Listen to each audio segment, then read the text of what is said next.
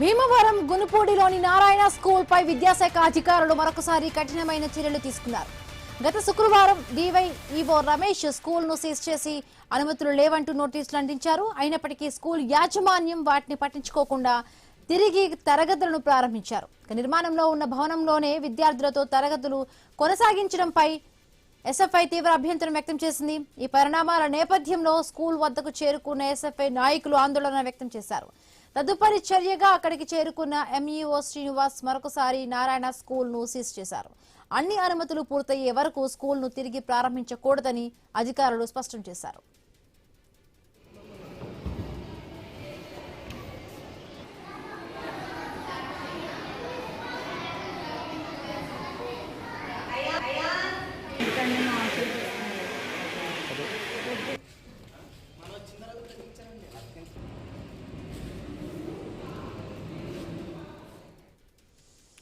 Bhimavaram గునుపూడిలోని Narayana school పై విద్యాశాఖ అధికారులు మరొకసారి కఠినమైన చర్యలు తీసుకున్నారు. గత శుక్రవారం డివైఈఓ రమేష్ స్కూల్ ని సీజ్ చేసి అనుమతులు లేవంటూ కూడా నోటీసులు అంటించారు. బట్ ఆ నోటీసులు అంటించినా కూడా యాజమాన్యం దాన్ని బేఖాతరు చేస్తూ కూడా నారాయణ యాజమాన్యం ఆ విద్యాశాఖ అధికారులను అపహాస్యం చేసి స్కూల్ మనకు తెరిచి విద్యార్థులకు తరగతి క్లాసులు జరపడంతో కూడా అక్కడ ఎస్ఎఫ్ఐ స్టూడెంట్స్ కూడా చేరుకుని ధర్నా చేశారు. ఆ విజువల్స్ మనం క్లియర్ గా చూస్తున్నాము.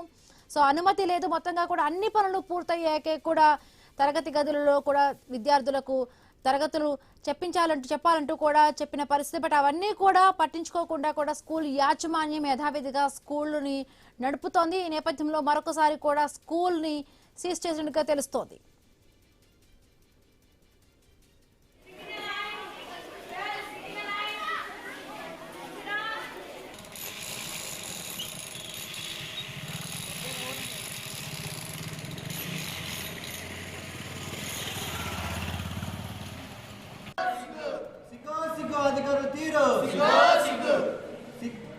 నారాయణ విద్యా సంస్థలకు అమ్ముడుపోయిన విద్యాశాఖ అధికారుల తీరు.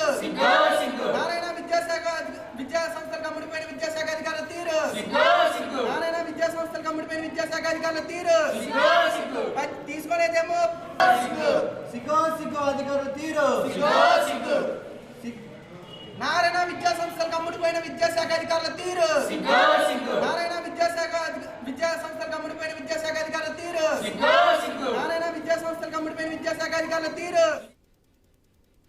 భీమవరం గునుపూడిలోని నారాయణ స్కూల్ పై విద్యాశాఖ అధికారులు మరొకసారి కఠినమైన చర్యలు తీసుకున్నారు. గత శుక్రవారం డివైఈఓ రమేష్ స్కూల్ ని సీజ్ చేసి అనుమతులు లేవంటూ కూడా నోటీసులు అంటించారు. అయినప్పటికీ కూడా స్కూల్ యాజమాన్యం దాన్ని పట్టించుకోకుండా తరగతి గదులను ప్రారంభించడంతో అక్కడికి ఎస్ఎఫ్ఐ స్టూడెంట్స్ అందరూ కూడా చేరుకొని నిర్మాణంలో ఉన్న భవనంలోనే విద్యార్థులతో తరగతి గదుల్లో ఎట్లా చేస్తారంటూ కూడా వాళ్ళు అభ్యంతరం వ్యక్తం చేశారు. అక్కడ నిరసన చేస్తున్న దృశ్యాలు కూడా మనం ఆయన స్క్రీన్ పైన చేస్తున్నాం. ఈ నేపథ్యంలో మరొకసారి కూడా స్కూల్ గదులకు సీజ్ చేసినట్టుగా తెలుస్తుంది. రైట్, మరిన్ని పూర్తి అప్డేట్స్ మా కరెస్పాండెంట్ భార్గవ్ జూమ్ లో సిద్ధంగా ఉన్నారు.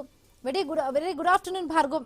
అంటే గతంలో ఒకసారి నోటీసులు ఇచ్చారు, బట్ అవన్నీ కూడా అక్కడ స్కూల్ యాజమాన్యం పట్టించుకోలేదు. విద్యాశాఖ అధికారులు సీజ్ చేసినా కూడా దాన్ని పట్టించుకోకుండా యథావిధిగా కూడా తరగతి గదులను మళ్ళీ స్టార్ట్ చేయడం చూసాం. మళ్ళీ ఇవాళ ఎస్ఎఫ్ఐ స్టూడెంట్స్ కూడా అక్కడికి చేరుకొని కొంత అంటే ఇప్పటికీ కూడా తరగతి గదులు పూర్తిగా నిర్మాణం కాలేదు.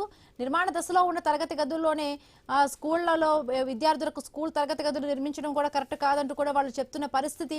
సో డీటెయిల్స్ ఏంటి? ఇంకొకటి, వాళ్ళు నినాదాలు అక్కడ చేస్తున్నారు. నారాయణ కాలేజ్ స్కూల్ యాజమాన్యానికి అక్కడ విద్యా అధికారులు అమ్ముడుపోయారంటూ కూడా వాళ్ళు నినాదాలు చేస్తున్నారు.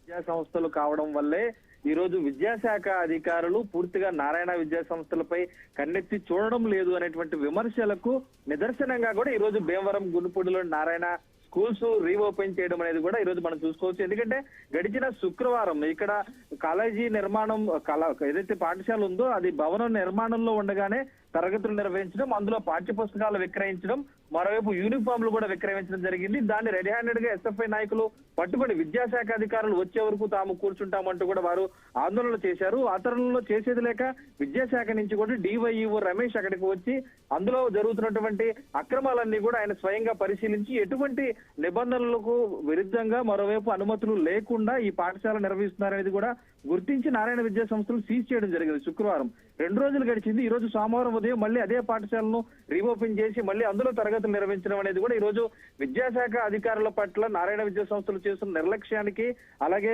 నిబంధనలు పాత్ర వేస్తూ చేస్తున్న బరితెగింపుకు నిదర్శనంగా అని కూడా చెప్పుకోవచ్చు. ఎందుకంటే ఓవైపు ఆ పాఠశాల బయట ఈ స్కూల్ కు ఎలాంటి అనుమతులు లేవు, సీజ్ చేశాము అనేటువంటి ఒక నోటీస్ బోర్డు కూడా విద్యాశాఖ అధికారులు అంటించింది. ఇంకా అలాగే ఉంది. అయినా సరే తరగతులు ఓపెన్ చేసి విద్యార్థులకు పాఠాలు చెప్పడం అనేది ఎంతవరకు కార్పొరేట్ మాఫియాగా వీళ్ళు రాజ్యం వెళ్తున్నారనేది మనం అర్థం చేసుకోవచ్చు. ఈ విషయం తెలుసుకున్నటువంటి ఎస్ఎఫ్ఐ నాయకులు మరొకసారి ఆ పాఠశాలకు వచ్చి తీవ్ర ఆగ్రహం వ్యక్తం చేశారు. ఓవైపు పాఠశాలకు అనుమతులు లేవు అని బయట బోర్డు ఉంటే ఏ విధంగా దీన్ని ఓపెన్ చేస్తారు అనేది కూడా వారు మండిపడడంతో మరోసారి కూడా విద్యాశాఖ అధికారులు మళ్ళీ ఎంట్రీ ఇచ్చారు ఆలస్యంగా. ఆ తర్వాత ఈసారి స్థానికంగా ఉన్నటువంటి ఎంఈఓ వచ్చి అక్కడ ఖచ్చితంగా ఇలాంటి అనుమతులు వీరికి లేవు, దీన్ని మూసివేయాలంటూ మళ్ళీ వాళ్ళని బయటకు పంపించి మరోసారి దాన్ని సీజ్ చేసి మళ్ళీ నోటీసులు అంటించడం జరిగింది. అంటే విద్యాశాఖ అధికారుల ఆదేశాలను, నోటీసులను సీజ్ చేసిన తాళాలు కూడా ఏమాత్రం లెక్క చేయకుండా నారాయణ విద్యా సంస్థలు అనేవి ఈ రోజు వ్యవహరించినటువంటి తీరు భీమవరం గుండుపూడిలో స్పష్టంగా కనిపించింది. మరి దీని మీద విద్యాశాఖ అధికారులు ఎందుకు ఇంత చులకన భావంగా వారు చూస్తున్నారు అనేది కూడా మనం అర్థం చేసుకోవాలి. ఈ రోజు విద్యార్థుల భవిష్యత్తుతో చెలగాటం ఆడుతున్నారు. వైపు అక్కడంతా కూడా కర్రలు కట్టి, సెంట్రింగ్ కర్రలు కట్టి కాలేజీ నిర్మాణ భవనానికి పనులు జరుగుతున్నాయి. అవి ఎవరి పిల్లలపై పడితే వారి ప్రాణాల పరిస్థితి ఏంటి? అలాగే ఇప్పుడు ఫీజులు కట్టించేసుకున్నారు, విద్యా సంవత్సరం ప్రారంభం అయిపోయింది. ఇప్పుడు స్కూల్ సీజ్ చేయడం జరిగింది. ఆ తర్వాత మరి ఆ విద్యార్థుల భవిష్యత్ ఏంటి? విద్యా సంవత్సరం ఏమైపోతుంది? వారు కట్టిన ఫీజులు తిరిగి ఎవరు వెనక్కిస్తారు?